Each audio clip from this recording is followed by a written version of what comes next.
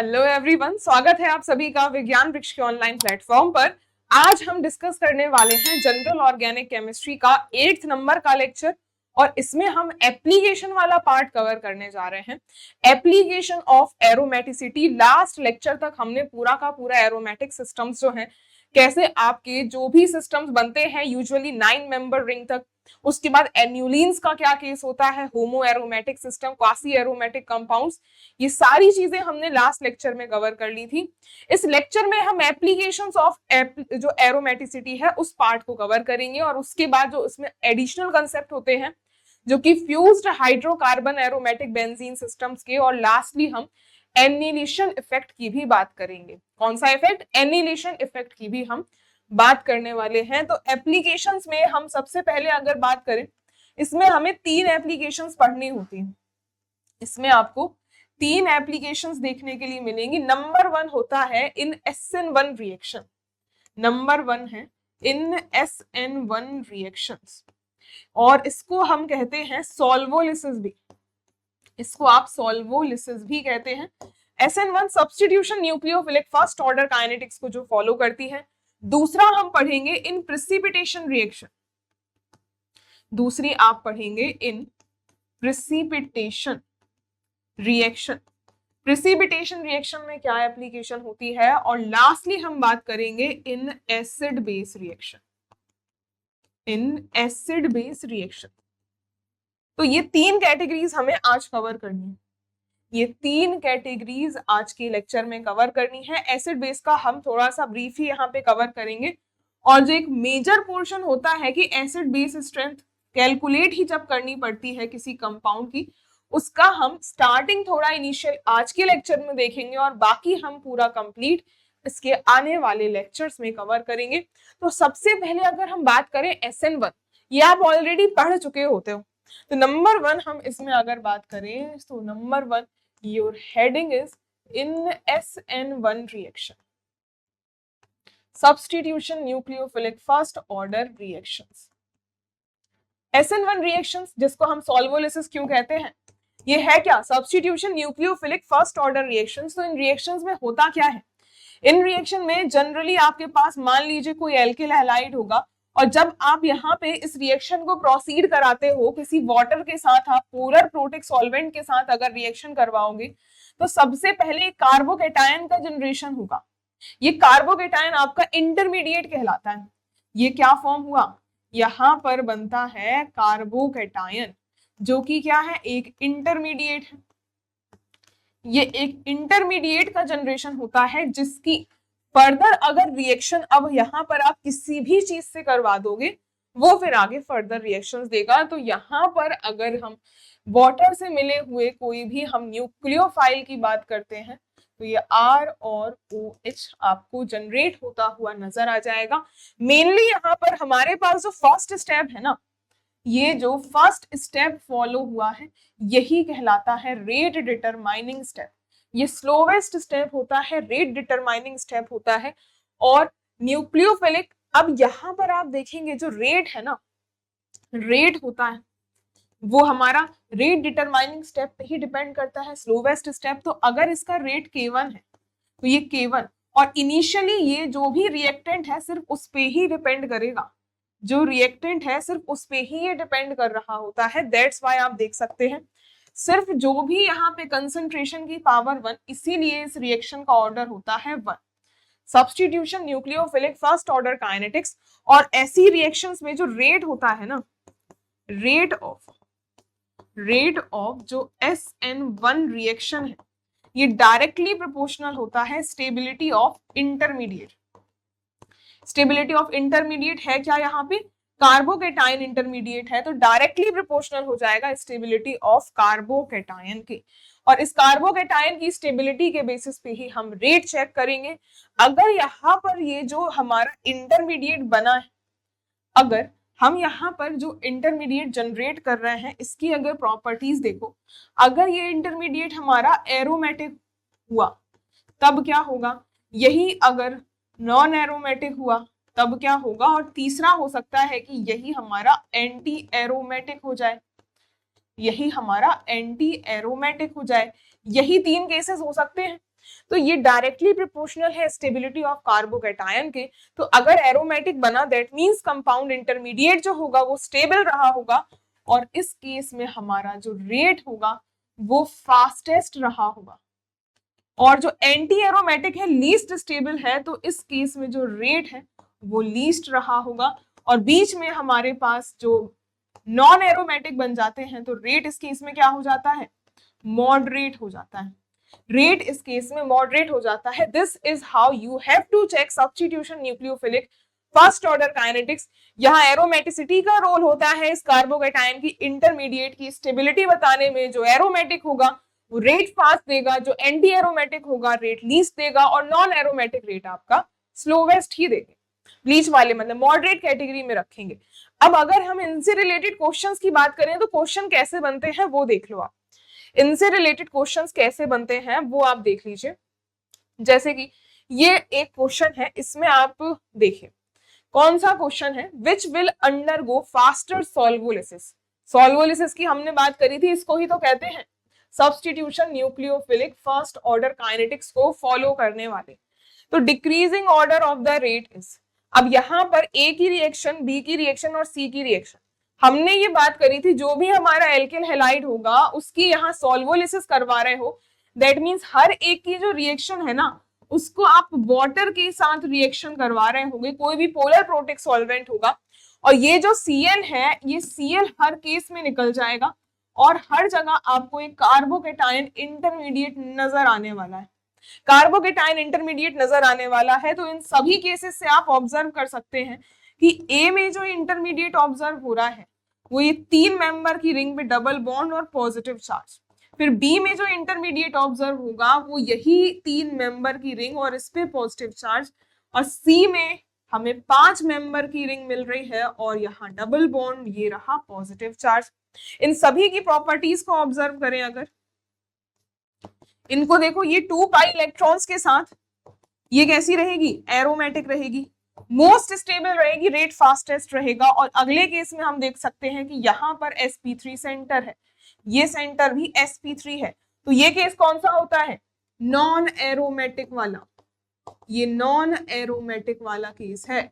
और इसके बाद अगर हम देखें जो लास्ट कंडीशन है, 5 मेंबर की रिंग पे पॉजिटिव चार्ज यानी कि 4 पाई इलेक्ट्रॉन का सिस्टम है, ये एंटी एरोमेटिक है, ये एंटी एरोमेटिक है, तो रेट एरोमेटिक वाले का हमने लिखा था कि फास्टेस्ट होगा। सो ऑर्डर ऑफ रेट क्या रहेगा इसमें, देखिए जो ऑर्डर ऑफ रेट है वो सबसे ज्यादा एरोमेटिक के लिए जो कि हमारा फर्स्ट केस में बन रहा है, फिर नॉन एरोमेटिक के लिए और लीस्ट हो जाएगा सी के लिए, तो K1 फास्टर, फिर K2 और फिर K3, ये हो जाएगा decreasing order of rate constant of solvolysis, K1 फिर K2 फिर K3, तो option number B is the right answer. और ऐसे ही क्वेश्चंस आपको पूछे जाएंगे, सीधे सीधे डायरेक्ट क्वेश्चंस। तो ये हो गई हमारी फर्स्ट एप्लीकेशन कंप्लीट। दूसरी एप्लीकेशन थी हमारी प्रेसिपिटेशन रिएक्शंस में, तो नेक्स्ट एप्लीकेशन देखते हैं नंबर 2 पर, इन प्रेसिपिटेशन रिएक्शन, जो कि एग्जैक्टली सिमिलर होती है फर्स्ट वाली से। सेकंड है इन प्रेसिपिटेशन रिएक्शन, इन प्रेसिपिटेशन रिएक्शन, प्रेसिपिटेशन रिएक्शन में होता क्या है, एल्किल हैलाइड यहां पर भी रिएक्ट करवाया जाता है, और एल्किल हैलाइड की रिएक्शन सिल्वर नाइट्रेट के साथ करवाते हो, और अगर एल्किल क्लोराइड लिया है आपने तो सिल्वर नाइट्रेट के साथ रिएक्शन होने के बाद एक कार्बोकैटायन जनरेट होता है और AgCl as a PPT generate हो जाता है। रिएक्शन देखें जरा कैसी होती है, इसकी रिएक्शन देखिए जरा। सबसे पहले यहां पर कोई भी आपके पास मान लीजिए एल्किल हैलाइड रहा होगा, और एल्किल हैलाइड की रिएक्शन आप करवा रहे होंगे सिल्वर नाइट्रेट के साथ। सिल्वर नाइट्रेट के साथ जब रिएक्शन होगी तो इस केस में होगा क्या, पहले नंबर तो आपको यहां से Cl निकलता हुआ नजर आने वाला है, फिर उसके बाद ये कार्बोकैटायन, ये R पॉजिटिव कार्बोकैटायन जनरेट हो जाएगा जो कि एक इंटरमीडिएट है, और साथ में AgCl, ये जो Cl निकला है ना यही पीपीटी जनरेट हो जाएगा, यही क्या होगा, इसका व्हाइट पीपीटी जनरेट हो जाएगा। इसका वाइट पीपीटी जनरेट हो जाएगा। और आप देख सकते हैं कि अगर ये कार्बोकेटायन जितने फास्ट बनेगा, ये रिएक्शन जितनी इजीली हो सकती होगी, उतनी जल्दी आपका पीपीटी बनेगा और यही हो जाएगा रेट ऑफ प्रेसिपिटेशन। तो अगेन यहां पर ये जो इंटरमीडिएट बना है ना, यही डिसाइड करेगा इसका रेट, यही डिसाइड करेगा इसका रेट। सो अगेन इस केस में भी अगर हम रेट की बात करें, इस केस में भी रेट ऑफ प्रेसिपिटेशन जो होगा, rate of precipitation, it is directly proportional to stability of intermediate, stability of intermediate। और यहां पर भी इंटरमीडिएट जो होगा वो कार्बोकेटायन ही रहेगा। इस केस में भी जो इंटरमीडिएट है वो क्या है, वो कार्बोकेटायन ही है, वो कार्बोकेटायन इंटरमीडिएट ही इस केस में भी फॉर्म होता हुआ नजर आएगा। तो जैसे हमने सॉल्वोलिसिस के केस में चेक किया था कार्बोकेटायन की stability based on the aromatic nature, इधर पे भी आप वही चीजें चेक करने वाले हो। और होगा क्या, ये जो इंटरमीडिएट हमने फॉर्म किया है, ये वही तीन आप कैटेगरीज में डिवाइड करोगे कि या तो ये एरोमेटिक हो सकता है, और या तो ये हमारा नॉन एरोमेटिक हो सकता है, और तीसरा क्या है, या तो ये हमारा एंटी एरोमेटिक हो सकता है। तो बस जो हम स्टेबिलिटी के ऑर्डर ऑलरेडी देख चुके हैं, एरोमेटिक होगा तो रेट ऑफ प्रेसिपिटेशन फास्टेस्ट होगा, और इसी तरीके से अगर एंटी एरोमेटिक हुआ उस केस में जो रेट ऑफ प्रेसिपिटेशन होगा वो क्या रहेगा, वो स्लोवेस्ट रहेगा। और इसी तरीके से नॉन एरोमेटिक के केस में जो रेट होगा of precipitation that will be moderate, जो इन दोनों के बीच में कहीं लाई कर रहा होगा। तो बिल्कुल सेम है, वही फंडा है जो आपका सॉल्वोलिसिस में था, SN1 रिएक्शन में था। Just you have to check जो कार्बोकेटायन इंटरमीडिएट बनेगा उसकी stability based on the aromaticity, जो कंसेप्ट हमने अभी लास्ट के लेक्चर्स में पढ़ा था। अब देखिए यहाँ पे इसी के बेसिस पे आपका प्रीवियस ईयर में करवाती हूँ, और इनफैक्ट जो हमने अभी पिछले कुछ सेशंस में क्वेश्चंस किए हैं ना, वो भी आपके बहुत से क्वेश्चन उसमें प्रीवियस ईयर के ही थे, प्रीवियस ईयर में आए हुए क्वेश्चन ही थे, उन्हीं लेवल के क्वेश्चन ही मैंने रखे थे। कुछ तो एग्जैक्टली आपके PYQ थे, उसमें मेंशन नहीं था, लेकिन इस बार मैं आपके सामने मेंशन करके लाई हूं कि कौन सा वाला PYQ है, किस ईयर का है। तो जैसे यहाँ इस क्वेश्चन में पूछा हुआ था, the compound that gives precipitate on warming with aqueous silver nitrate, silver nitrate के साथ रिएक्शन करेगी तो कौन सा वाला प्रेसिपिटेट जो है वो देगा, प्रेसिपिटेट देगा, जो फास्ट रिएक्शन करेगा, जो कार्बोकेटायन स्टेबल होगा वही प्रेसिपिटेट देगा। तो यहां से हम अभी ऑलरेडी डिस्कस करते हुए आए हैं दैट रेट ऑफ प्रेसिपिटेशन ये डायरेक्टली प्रोपोर्शनल है स्टेबिलिटी ऑफ कार्बोकेटायन के, स्टेबिलिटी ऑफ कार्बोकेटायन के ये डायरेक्टली प्रोपोर्शनल है। तो नंबर 1 वाले केस में आप देखिए ये Br माइनस निकलेगा तो बेंजीन पे डायरेक्टली sp2 सेंटर पे पॉजिटिव जो है ये अगर बना तो ये अनस्टेबल होता है, तो ये तो अनस्टेबल है, पीपीटी नहीं देगा, पीपीटी नहीं देगा। फिर Br वाला निकल जाएगा तो Br माइनस के फॉर्म में जाएगा, यहाँ कार्बोकेटायन बनेगा, ये फिर से 4 पाई इलेक्ट्रॉन्स के साथ एंटी एरोमेटिक जनरेट हो रहा है, ये भी पीपीटी नहीं देगा। फिर आप देखिए ये ट्रोपाइलियम के टाइम जनरेट होगा क्योंकि Br माइनस निकलेगा, 7 मेंबर की रिंग में पॉजिटिव चार्ज आएगा, हम पढ़ चुके हैं 7 मेंबर की रिंग में पॉजिटिव होता है, तो ये 6 पाई इलेक्ट्रॉन्स के साथ हमें एरोमेटिक काउंट देगी, और यही एरोमेटिक बन रही है तो इसमें ही पीपीटी जनरेट होगा क्योंकि ये कार्बोकेटायन मोस्ट स्टेबल रहने वाला है। लास्ट डी ऑप्शन में बात करोगे तो Br माइनस निकल जाएगा और ये जो पॉजिटिव जनरेट होगा अगेन ये अनस्टेबल ही रहने वाला है, अगेन ये अनस्टेबल रहेगा। अगर फिर भी अगर आपसे ये तो पेपर में आपको पूछा हुआ था बहुत पहले, तो आंसर तो हो जाएगा सी ऑप्शन। इन केस वो अगर आपसे ऑर्डर पूछ लेता, order of rate, order of rate of precipitation पूछता, तब आप क्या आंसर करते, ये तो हम कह देते कि सी का रेट तो फास्टेस्ट होगा और जो एंटी एरोमेटिक जनरेट हुआ है उसका रेट बी वाले का स्लोवेस्ट होगा। अब ये जो दोनों आपके sp2 में जनरेट हो रहे हैं तो जो जितना ज्यादा अनस्टेबल होगा रेट उसका उतना स्लो होगा। यहाँ इस बेंजीन रिंग पे कंप्लीट बेंजीन है, कोई एक्स्ट्रा आपका कोई एटम नहीं लगा है, लेकिन इसमें जो नाइट्रोजन प्रेजेंट है, ये नाइट्रोजन ये नाइट्रोजन एटम जो है ये लोन पेयर तो इसकी लोकेलाइज्ड है, तो इसमें कोई मीजोमेरिक तो नहीं लग रहा है। इनफैक्ट ये लगाएगा -I इफेक्ट। ये क्या लगाएगा? ये -I इफेक्ट लगा रहा होगा भर भर के। और ये जो कार्बोकेटायन है इलेक्ट्रॉन डेफिशिएंट है, इलेक्ट्रॉन विथड्रॉइंग ग्रुप इसे अनस्टेबल करता है, तो ये अनस्टेबल ज्यादा होगा as compare to the A carbocation. तो रेट में ए पहले आ जाएगा, ए पहले आ जाएगा और ये डी वाला बाद में। तो CADB will be the order. अगर पूछा जाएगा आगे आने वाले पेपर्स में आपसे पूछ सकता है, दोनों ही फैक्टर्स आपको आने चाहिए। तो इस तरीके से हो गया ये क्वेश्चन कंप्लीट और यहाँ पे हमारी सेकेंड एप्लीकेशन भी कंप्लीट होती है। तो अब हम बात करें थर्ड एप्लीकेशन की। नाउ नंबर थर्ड एप्लीकेशन है हमारी in acid base reaction, in acid base reactions. तो नंबर 3 है in acid base reactions. Acid base reactions में हम दो पैरामीटर्स पे चेक करते हैं, दो पैरामीटर्स में चेक करी जाती है। एक हम चेक करते हैं कि नेचर क्या है लोन पेयर का, और एक नेचर के हिसाब से देखते हैं। दूसरा हम यहाँ पे चेक करते हैं कि जो भी हमारे पास स्ट्रेंथ है, स्ट्रेंथ अगर निकालनी होती है तब हम कैसे चेक करते हैं। तो यहाँ पर दो चीजों के पैरामीटर्स पे हम चेक करेंगे, तो उनके बेसिस पे हम यहाँ पे नाम कैसे देते हैं इन एसिड बेस रिएक्शन। एक हम देखेंगे effect of protonation, effect of protonation, और जो दूसरा है वो हम देखेंगे acid base strength. Acid base strength अगर बतानी होती है तब।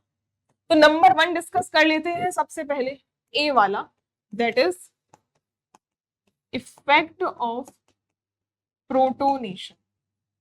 प्रोटोनेशन का क्या फर्क पड़ेगा, इसको इफेक्ट को समझने के लिए आपको नाइट्रोजन या जो भी हमारे पास लोन पेयर है उसका नेचर पता होना चाहिए, जो कि हमने स्टार्टिंग के लेक्चर्स में देखा था।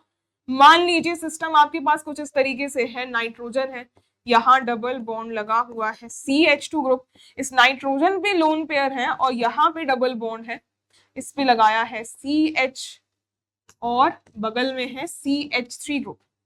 तो ये अगर सिस्टम है, ये मान लीजिए, ये आपको एक एग्जाम्पल दिया, ये अगर मान लीजिए एक एग्जाम्पल दिया गया है और इसका अगर आप प्रोटोनेशन करवाओगे तो क्या होगा, इसका अगर आप प्रोटोनेशन करवाओगे तो क्या होगा।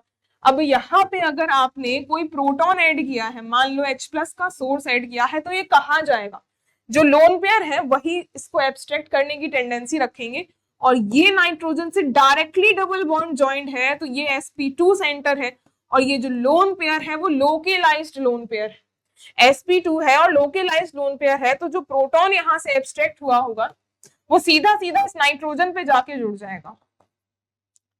अब आप ये भी सोच सकते हैं कि ये जो लोन पेयर है यहाँ से डीलोकेलाइज बिल्कुल हो सकता था, बिल्कुल हो सकता था, लेकिन ये ऑलरेडी डबल बॉन्ड से ज्वाइंट अगर हो जाएगा तो फिर वो डीलोकेलाइजेशन में पार्ट नहीं लेना चाहेगा, क्योंकि वो लोकेलाइज हो गया है, नाइट्रोजन ऑलरेडी उसका sp2 हाइब्रिडाइज्ड है। तो अब यहाँ से जो जनरेट होगा दैट इज CHN, ये डबल बॉन्ड CH और ये रहा CH3, इससे ही डायरेक्ट प्रोटॉन जाके जुड़ जाएगा और इस पे आ जाएगा पॉजिटिव चार्ज। तो अगर यहाँ नाइट्रोजन से आपने जोड़ा तो जो रिजल्टेंट हमारा नाइट्रोजन जनरेट होगा इसमें भी आपको 3 ही सिग्मा बॉन्ड मिलेंगे विदाउट एनी लोन पेयर। तो ये नाइट्रोजन अभी भी sp2 हाइब्रिडाइज्ड ही रहेगा, अभी भी sp2 हाइब्रिडाइज्ड ही रहेगा।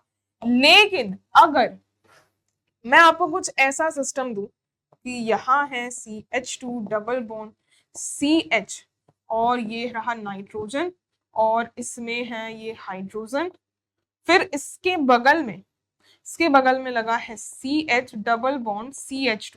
अब ये जो सिस्टम आपको मैंने दिया है, अगर इसमें प्रोटोनेशन करवाओगे तब क्या होगा।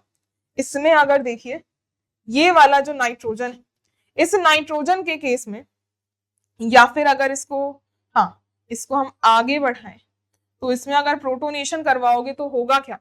पहले इस नाइट्रोजन का नेचर समझो, ये जो लोन पेयर है ना, ये दोनों जगह से ही डीलोकेलाइज हो रहा है, यहां से भी जा रहा है, दूसरी तरफ से भी जा रहा है, तो ये लोन पेयर है डीलोकेलाइज्ड लोन पेयर। और हमने स्टार्टिंग में पढ़ा था कि अगर नाइट्रोजन का लोन पेयर डीलोकेलाइज्ड होता है तो ये नाइट्रोजन में sp3 नहीं sp2 हाइब्रिडाइज्ड होगा।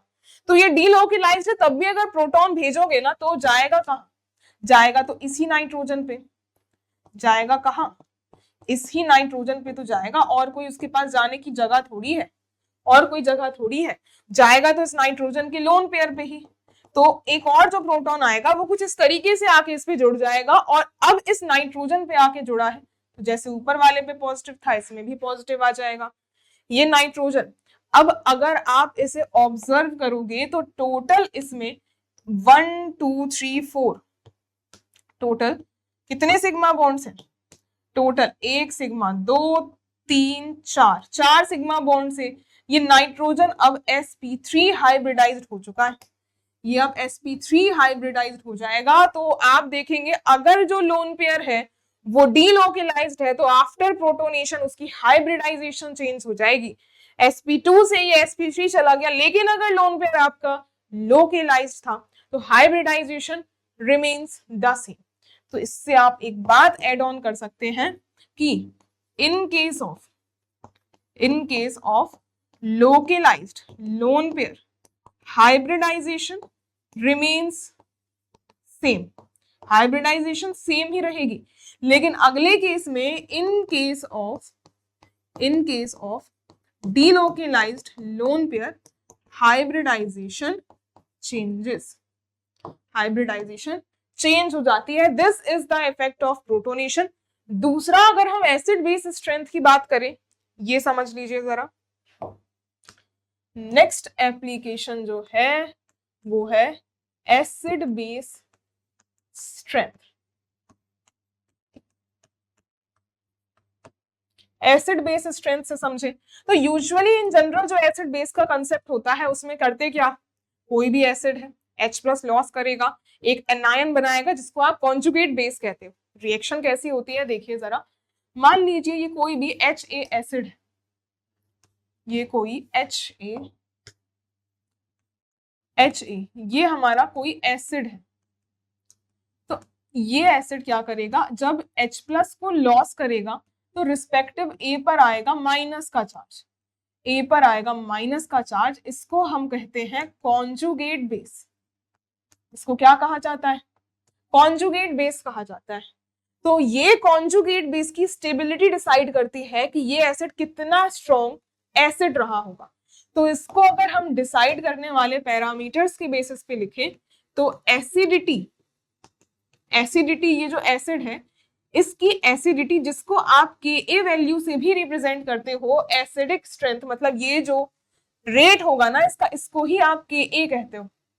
एसिडिटी जो होगी वो डायरेक्टली प्रोपोर्शनल हो जाती है स्टेबिलिटी ऑफ कॉन्जुगेट बेस की। स्टेबिलिटी ऑफ कॉन्जुगेट, ऐसा पूरा ही लिख लो एक बार, तो स्टेबिलिटी ऑफ कॉन्जुगेट बेस के ये डायरेक्टली प्रोपोर्शनल होगी। और अगर यहाँ पर ये जो एसिडिटी है ये डायरेक्टली प्रोपोर्शनल है कॉन्जुगेट बेस पे, तो बेसिक स्ट्रेंथ अगर यहाँ से हमें निकालनी है तो कैसे निकालोगे, एसिड और बेस बिल्कुल जस्ट अपोजिट चलते हैं। कोई भी स्पीशीज अगर स्ट्रॉन्ग एसिड है तो वो वीक बेस रहेगी, और अगर वो वीक बेस है दैट मींस वो स्ट्रॉन्ग एसिड रही होगी। बिल्कुल उल्टा चलती है वाइस वर्सा कंडीशंस। तो यहां से अगर आपसे पूछा जाए एसिडिटी जो कि इनवर्सली रिलेटेड होती है किससे, ये इनवर्सली रिलेटेड होती है बेसिक स्ट्रेंथ से, ये इनवर्सली रिलेटेड होती है बेसिक स्ट्रेंथ, तो बेसिसिटी से ये इनवर्सली रिलेटेड हो जाएगी एसिडिटी। और इस हिसाब से अगर देखा जाए बेसिसिटी को रिप्रेजेंट करने वाला जो टर्म होता है वो क्या होता है, that is pKa value. pKa value basicity को रिप्रेजेंट करती है कैसे, अगर एसिडिटी Ka है तो pKa उससे इनवर्सली रिलेटेड होती है। क्यों, क्योंकि जो pKa है it is equal to negative log of Ka value. तो इस हिसाब से आप देखो कि अगर Ka की वैल्यू जितनी ज्यादा होगी माइनस में वैल्यू बढ़ेगी, आगे माइनस लगा है ना, माइनस में वैल्यू जितनी ज्यादा होती है वो टर्म उतना छोटा होता है, दैट मींस Ka जितनी ज्यादा pKa उतनी ही कम होगी। अकॉर्डिंग टू दिस pKa, या फिर कह सकते हैं जो Ka होगी वो इनवर्सली रिलेटेड हो जाएगी pKa वैल्यू से। तो यहाँ हमने वही लिखा था कि Ka जो है वो एसिडिटी है, pKa है वो बेसिसिटी है। तो एसिडिटी और basicity these are inversely related factors और इन्हीं फैक्टर्स को ध्यान में रखते हुए आपको एसिड बेस के क्वेश्चंस को आंसर करना है। अब इसके क्वेश्चंस आते कैसे हैं, एक क्वेश्चन मैं आपको करवा देती हूँ, तो आपको इस केस में बताना होगा क्या क्वेश्चन रहेगा आपका, ये बताना है आपको order of P K A value, P K A value का ऑर्डर बताना है, और नंबर ए कंपाउंड में आपको दे रही हूं, ये हो गया। फिर उसके बाद नंबर बी में है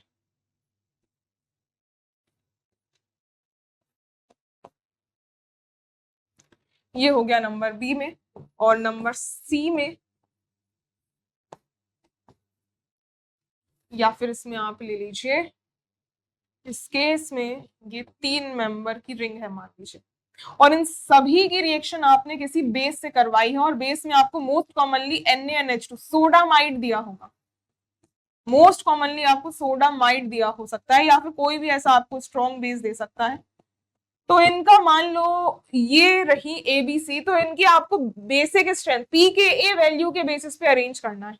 अब बेसिक स्ट्रेंथ कैसे निकालोगे, हमें पी के ए तो नहीं, हम इन सिस्टम से के ए वैल्यू जरूर निकाल सकते हैं। इसमें आपको चेक करना होगा प्रोटॉन्स जो कि एसिडिक है, ये प्रोटॉन, यहाँ का ये प्रोटॉन, और इधर पे ये रहा प्रोटॉन। हर एक केस में ये जो प्रोटॉन निकालोगे तो हमारा रिस्पेक्टिव कॉन्जुगेट बेस बनेगा। तो हमने ये लिख रखा था कि जो के ए है विच इज कॉल्ड एसिडिटी, ये डायरेक्टली प्रोपोर्शनल होती है स्टेबिलिटी ऑफ कॉन्जुगेट बेस की, स्टेबिलिटी ऑफ कॉन्जुगेट बेस की ये डायरेक्टली प्रोपोर्शनल है। तो जो हमारा प्रोटॉन H प्लस के फॉर्म में ये बेस निकाल रहा होगा, तो इस पर्टिकुलर पोजीशन पे ये छोड़कर जाएगा माइनस चार्ज और ये माइनस चार्ज, ये सभी के कॉन्जुगेट बेसिस बन गए। यहाँ ये जो कॉन्जुगेट बेस बनेगा ना, इसका जो कॉन्जुगेट बेस बनेगा ये 6 पाई इलेक्ट्रॉन्स के साथ एरोमेटिक होगा। अगले केस में आप देखें तो अगले केस में क्या रहेगा, यहाँ पे जो सिस्टम बन रहा होगा, इस केस में जो सिस्टम बन रहा होगा, ये कॉन्जुगेट बेस यहाँ का 8 पाई इलेक्ट्रॉन्स के साथ एंटी एरोमेटिक नहीं होगा, क्योंकि रिंग 6 मेंबर से ऊपर की है, तो ये नॉन प्लेनर होने की वजह से यहाँ आपको नॉन एरोमेटिक मिल रहा होगा। और लास्टली वाले केस में अगर चेक करोगे तो इस केस में जो कॉन्जुगेट बेस बनेगा 3 मेंबर में नेगेटिव चार्ज 4 पाई इलेक्ट्रॉन्स के साथ, ये सिस्टम आपको एंटी एरोमेटिक मिल जाएगा। तो इस हिसाब से हम देख सकते हैं कि जो स्टेबिलिटी है के ए वैल्यू है, ये इसका ऑर्डर लिखने जाओ, के ए का ऑर्डर लिखोगे, जो एरोमेटिक है मोस्ट स्टेबल मोस्ट एसिडिक, तो जो ए वाला केस है ये सबसे ज्यादा एसिडिक होगा, फिर नॉन एरोमेटिक वाला, और लास्ट में होगा एंटी एरोमेटिक वाला। इस तरीके से आप के ए वैल्यू लिख सकते हो। और जो पी के ए है वो तो क्या है, वो तो इनवर्सली रिलेटेड है ना, पी के ए तो इनवर्स है के ए का, तो जो भी ऑर्डर हमने के ए का लिखा है उसका जस्ट उल्टा पी के ए का हो जाएगा। दैट मीन्स अब यहाँ पर सी सबसे आगे, फिर बी और फिर ए, ये मिल जाएगा आपको पी के ए का order which is the basic strength का ऑर्डर।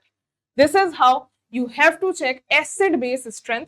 और एसिड बेस स्ट्रेंथ के बेसिस पे ये इस तरीके के क्वेश्चंस आपको ऑब्जर्व होते हैं। तो अभी तक हमने जितने भी कंसेप्ट पढ़े हैं उससे रिलेटेड आपके जो पुराने लेक्चर्स में ये वाला एक जो नेट जून का 2025 का क्वेश्चन है, इसे सॉल्व करो। Major product formed in the following reaction, इसमें मेजर प्रोडक्ट क्या फॉर्म होगा, SbF5 के 2 इक्विवेलेंट लिए हुए हैं और लो टेम्परेचर पे, टेम्परेचर का कोई रोल रहने नहीं वाला है।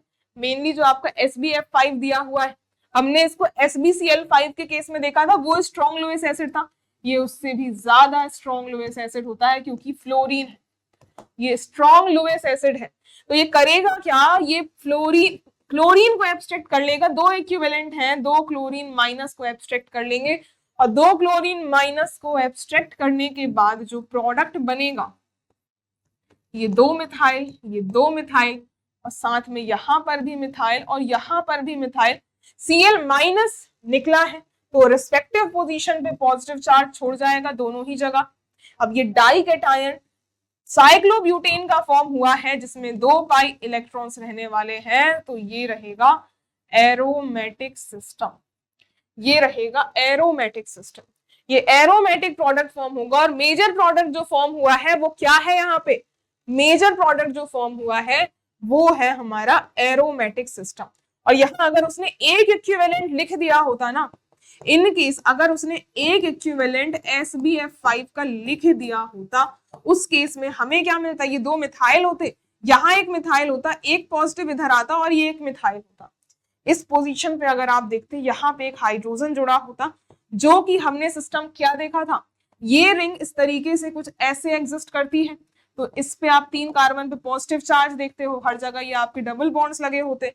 तो ओवरऑल ये आपका होमो एरोमेटिक बनता अगर एक एरोमेटिक लिया होता, सॉरी अगर एक इक्विवेलेंट लिया होता तो होमो एरोमेटिक बनता, जो कि ऑप्शंस में ऑलरेडी मेंशन्ड है। ध्यान रखना, 2 इक्विवेलेंट है तो एरोमेटिक बना है, अदरवाइज जो प्रोडक्ट है वो होमो एरोमेटिक बनता। तो इस तरीके का क्वेश्चन हम ऑलरेडी कर चुके थे प्रीवियस ईयर, मैंने सोचा आपको करवा देती हूँ। अब जो हमने क्वेश्चंस करे हैं उसके बेसिस पे ये एक और क्वेश्चन देखो।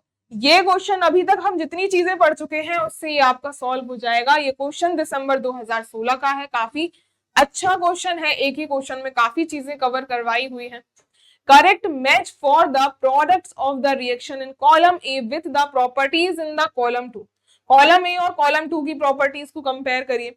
तो कॉलम ए में ये साइक्लोऑक्टाटेट्राईन की अगर हमने 2 एल्किली मेटल के साथ रिएक्शन करवा दी, एक एल्किली 1 इलेक्ट्रॉन देता है, 2 एल्किली मेटल 2 इलेक्ट्रॉन देंगे, तो हमें इस केस में क्या मिलेगा, जो प्रोडक्ट होगा वो साइक्लोऑक्टाटेट्राईन का ये इलेक्ट्रॉन डोनर है, तो ये डाई एनायन बना देता है, ये डाई एनायन बना देता है ना। तो डाई एनायन अगर बना रहा होगा तो ये सिस्टम 10 पाई इलेक्ट्रॉन्स के साथ हो जाएगा एरोमेटिक, ये हो जाएगा एरोमेटिक। तो पी वाले से ही मैच कर जाएगा, पहला तो फर्स्ट तो पी से ही मैच कर जाएगा, सी और डी ऑप्शन काट दो। फिर उसके बाद देखोगे तो सेकंड वाले को ही आप चेक कर लो, उससे आंसर आ जाएगा। अब ये साइक्लोऑक्टाटेट्राईन की H2SO4 यानी कि H+ के सोर्स के साथ रिएक्शन करवाई है, तो ये याद करो मैंने आपको बताया था ये होमो एरोमेटिक सिस्टम्स बनाने की कैटेगरी होती है कि H आएगा और एक प्रोटॉन जाएगा और ये सिस्टम होगा होमो एरोमेटिक, ये सिस्टम होगा होमो एरोमेटिक। तो अब आप सेकंड को मैच कर रहे हो तो सेकंड वाले को मैच कहां करोगे, ये S से मैच हो जाएगा जाकर के। तो सेकंड वाला S से मैच कर रहे हो, सो ऑप्शन नंबर ए से आपका करेक्ट सारे सेट्स मिल जाएंगे। और लास्ट में अगर देखो ये 2 सेट्स को, इन दोनों सेट्स में देखो, पहली चीज अगर यहाँ हीट दी हुई है ना, तो ये आपको पेरीसाइक्लिक रिएक्शन करवाई हुई है, ये पेरीसाइक्लिक रिएक्शन करवाई हुई है, और ये जो अंदर के बॉन्ड्स हैं ये आपके टूटेंगे, ये आपके बॉन्ड्स टूटेंगे। तो 7 और 8 एक्स्ट्रा आपका यहाँ पे मिलजुला करके सिस्टम 8 मेंबर का ही बन जाएगा, 8 मेंबर का। ये 2 double bond as it is होंगे और 2 डबल बॉन्ड नए जनरेट हो रखे होंगे, ये सिस्टम आपका फॉर्म होने वाला है। और साइक्लोऑक्टाटेट्राईन आपकी जनरेट हुई है, और ये होती है नॉन एरोमेटिक, टब शेप का स्ट्रक्चर होता है, ये हमने ऑलरेडी लेक्चर्स में कवर कर लिया था। तो आप देखोगे भी ना थर्ड को नॉन एरोमेटिक जो सामने है, ऑप्शन में भी यही दे रखा होगा। और लास्टली ये सिस्टम है कौन सा, 14 एन्युलिन वाला, ये तो 14 एन्युलिन है ना जो हमने ऑलरेडी देखी थी, और 14 एन्युलिन में 2 पोटेशियम यानी कि 2 इलेक्ट्रॉन्स ऐड किए। तो ये सिस्टम जनरेट क्या हो रखा होगा, डी वाले का अगर आप प्रोडक्ट देखें, डी वाले का प्रोडक्ट देखें, ये 14 एन्युलिन का जो भी स्ट्रक्चर है कुछ ऐसे बना है, बीच में 2 कार्बन से ज्वाइन कर रखा है, यही सिस्टम है।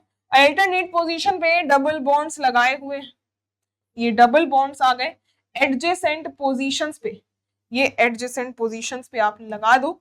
तो कोई भी एक जो डबल बॉन्ड है ना वो 2 पोटेशियम से 2 इलेक्ट्रॉन्स लेकर डाई एनायन बना देगा, डाई एनायन बना देगा। तो 14 एन्युलिन थी तो 14 2 इलेक्ट्रॉन्स गेन करेगी, और 2 इलेक्ट्रॉन्स गेन करेगी तो ये हो जाएंगी 16 पाई इलेक्ट्रॉन्स। इसमें 16 पाई इलेक्ट्रॉन 4n सिस्टम है, और 4n सिस्टम अगर बनेगा और बीच में ये सिस्टम को भी रिजिड कर दिया है तो ये एंटी एरोमेटिक होगी, क्योंकि सिस्टम रिजिड है, आपकी रिंग्स जो है सारी छोटी छोटी ही हैं।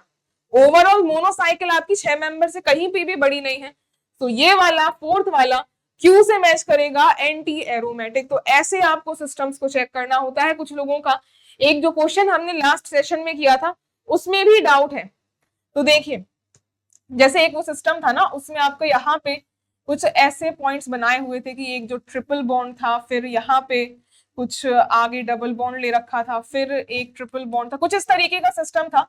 मुझे कुछ ध्यान सा है उसमें, उसमें एक पॉइंट जो था, उसमें कुछ एक पॉइंट था, ऐसे आपकी साइकिल स्टार्ट हो रखी थी। ये जो पॉइंट थे ना, उस पॉइंट पे यही sp3 सेंटर्स आपके दिए हुए थे। और ओवरऑल सिस्टम पे मुझे कुछ ऐसा ध्यान है कि उसमें 2 माइनस का चार्ज था।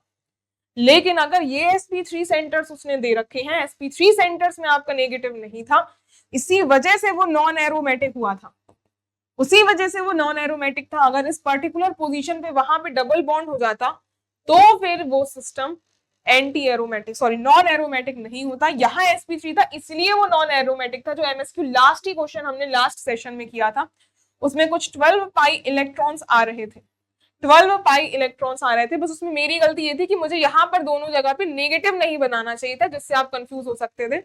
ओवरऑल इन sp3 की होने की वजह से लास्ट सेशन का लास्ट क्वेश्चन, लास्ट सेशन का लास्ट क्वेश्चन, इसी वजह से आंसर उसका बिल्कुल ठीक है, वो नॉन एरोमेटिक ही होगा। बीच में अगर ये पोजीशन उसमें डबल बॉन्ड होती तो वो आपका सिस्टम चेंज हो सकता था। अभी तो उसमें उस पर्टिकुलर स्ट्रक्चर के हिसाब से वो नॉन एरोमेटिक ही होगा because of these sp3 centres. ठीक है, अब देखिए हम अब जो नेक्स्ट कंसेप्ट कवर करने वाले हैं दैट इज कुछ जो हाइड्रोकार्बन सिस्टम होते हैं उनमें फ्यूज्ड सिस्टम, जैसे कि बेंजीन है, नेफ्थलीन है, तो फ्यूज्ड हाइड्रोकार्बन्स की एरोमेटिसिटी हम देखेंगे। तो हम देखने जा रहे हैं resonance in fused hydrocarbon, resonance in fused hydrocarbons. तो जो मोस्ट फेमस है हमारे वो कौन कौन से, जो मोस्ट फेमस है दैट इज, एक तो सिंपली आपका बेंजीन आएगा, ये आ गया बेंजीन। फिर उसके बाद जो नेक्स्ट है, एक और बेंजीन रिंग इसी में जोड़ दो तो वो बन जाएगा नेफ्थलीन। फिर उसके बाद एक और इसी में ही हम बेंजीन रिंग जोड़ देंगे तो ये बन जाएगी बेंजीन नेफ्थलीन एंथ्रासीन बन गई है। और इसी में ही एक और जोड़ दोगे तो फिर वो फिनेंथ्रीन बन जाएगी। इसी में ही एक और आपका आइसोमर जनरेट होता है एंथ्रासीन का,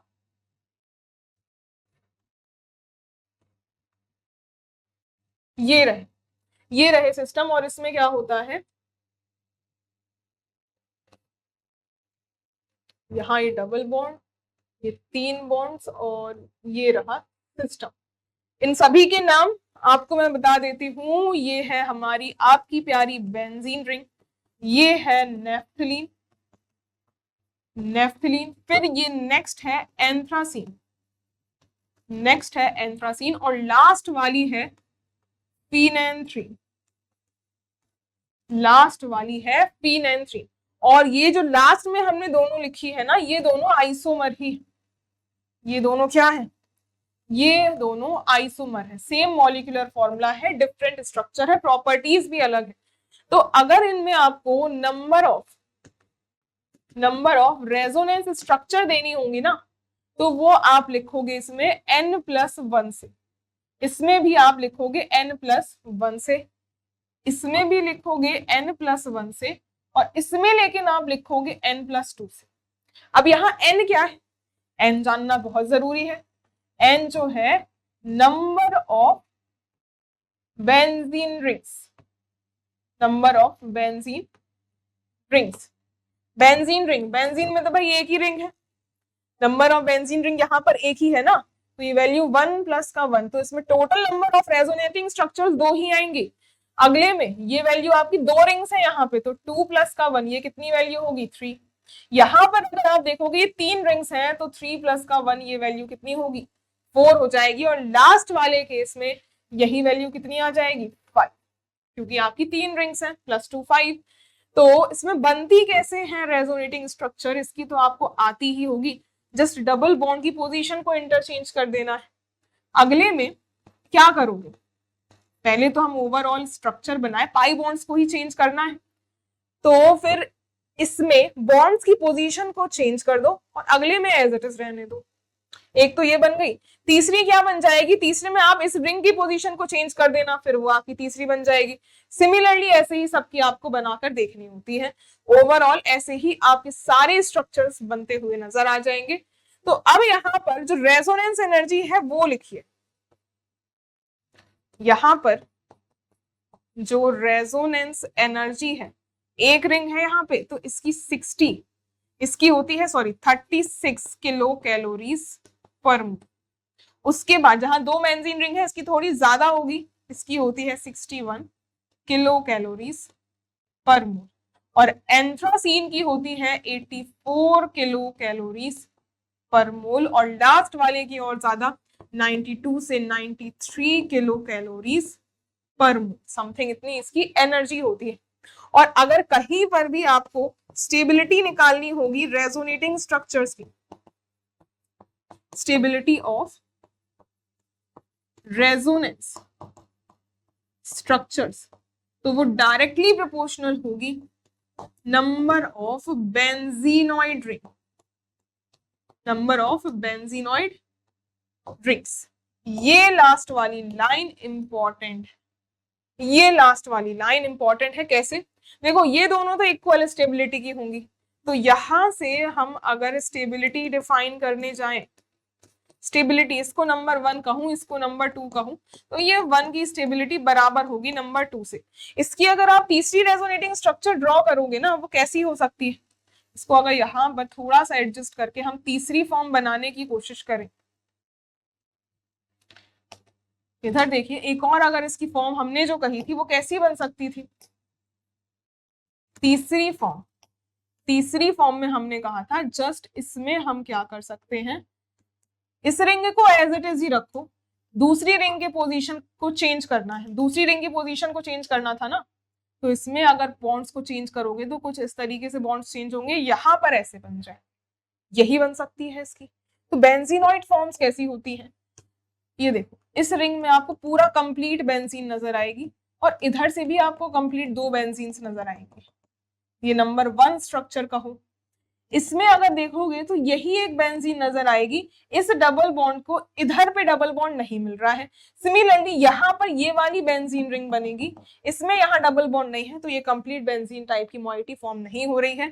तो यहाँ पे ये 1 है, अगर ये 2 है और ये अगर 3 है, तो सबसे ज्यादा स्टेबल 1 होगी, और 2 की स्टेबिलिटी बराबर हो जाएगी थर्ड वाले के कंपैरिजन में।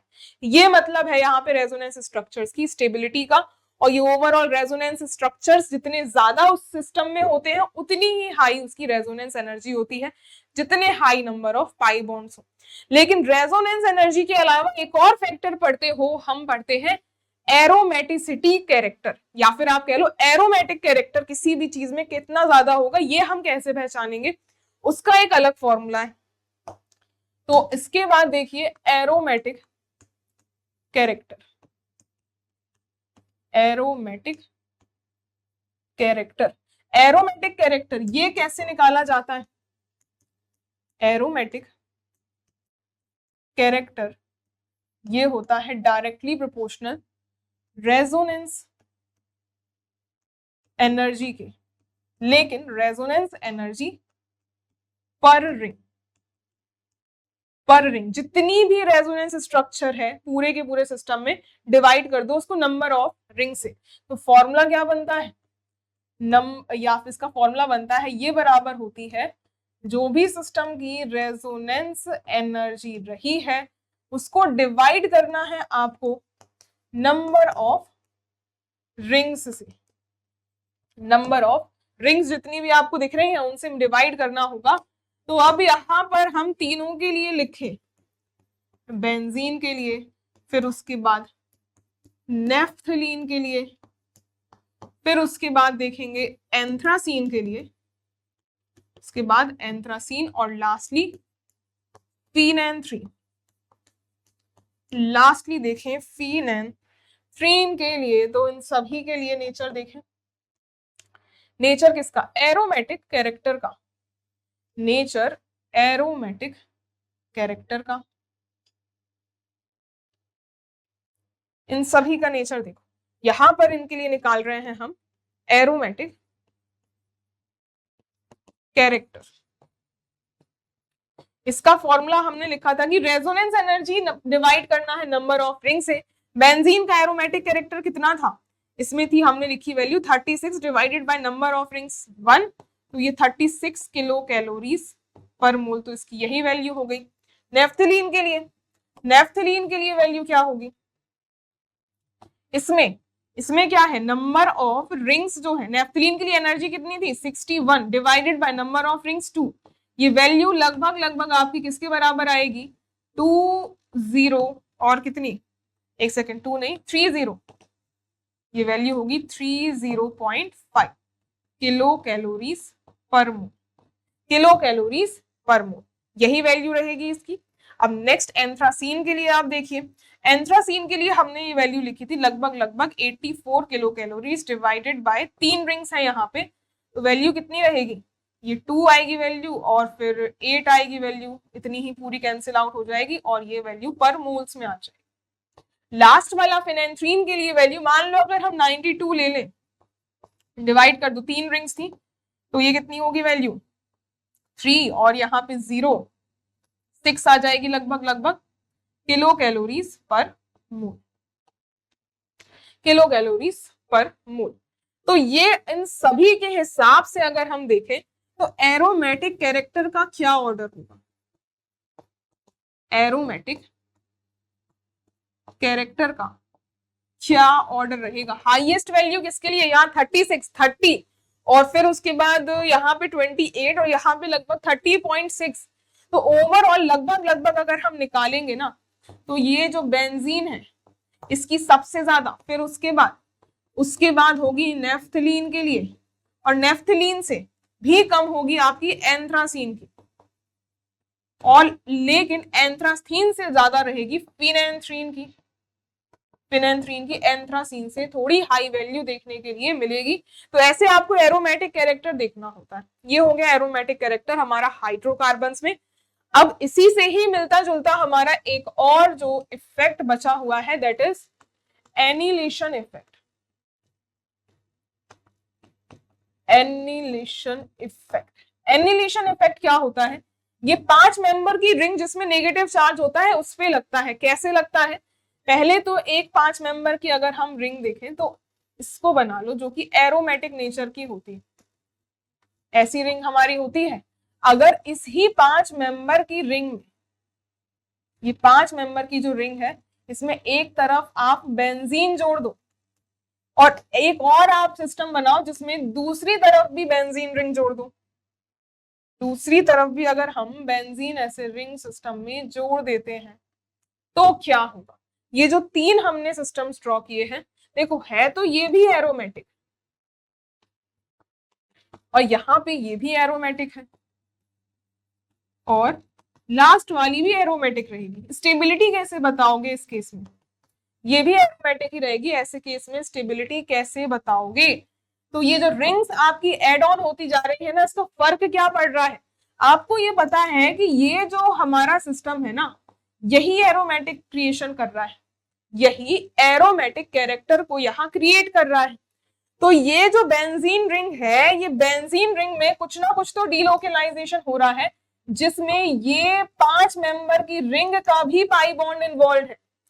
तो ये पाई बॉन्ड जो कि इस रिंग को एरोमेटिक बना रहा है, इस बेंजीन में इन्वॉल्व हो जा रहा है, तो इसमें कुछ कम पार्टिसिपेशन होगा। सिमिलरली ये पाई बॉन्ड यहाँ जा रहा है और ये वाला भी आपका इन्वॉल्व हो गया, यहाँ तो दोनों के दोनों इन्वॉल्व हो गए। तो जैसे जैसे हम यहाँ लेफ्ट टू राइट मूव करते जा रहे हैं, जैसे जैसे आप यहाँ लेफ्ट टू राइट मूव करते जा रहे हो ना, वैसे वैसे ये जो पाई बॉन्ड है जो कि एरोमेटिक कैरेक्टर को आपका दे रहा था इलेक्ट्रॉन, वो कम होता जा रहा है। तो इसी वजह से लेफ्ट टू राइट जाने पे ये वाला जो नेगेटिव चार्ज है उसकी स्टेबिलिटी घटती जाती है, और यही होता है इफेक्ट ऑफ एनिलेशन। और इसमें आपका क्या होता है, the decrease of stability of negative charge, decrease of stability of negative charge, और ब्रैकेट में लिख लो aromatic character, decrease of stability of negative charge, या ब्रैकेट में लिख लो aromatic character with increase of with increase of benzene substitution, with increase of benzene substitution, इसको ही कहते हैं एनिलेशन इफेक्ट, इसको ही कहते हैं एनिलेशन इफेक्ट। तो अगर मैं इसको कहूं ये ए है, ये वाली सिस्टम बी है और ये सिस्टम सी है, तो स्टेबिलिटी क्या होगी?